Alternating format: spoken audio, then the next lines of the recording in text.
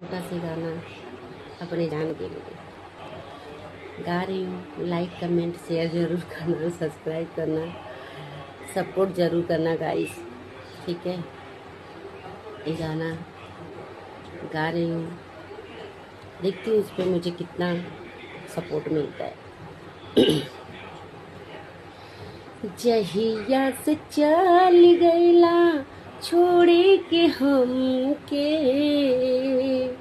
जहिया से चल गईला छोड़े के हमके, जिंदगी भइल सुनसान हो जाए चंदा, जाए चंदा ले आवा खबरिया, जाए चंदा ले आवा खबरिया, कैसन बाड़े मोर जान हो, कैसन बाड़े मोर जान हो।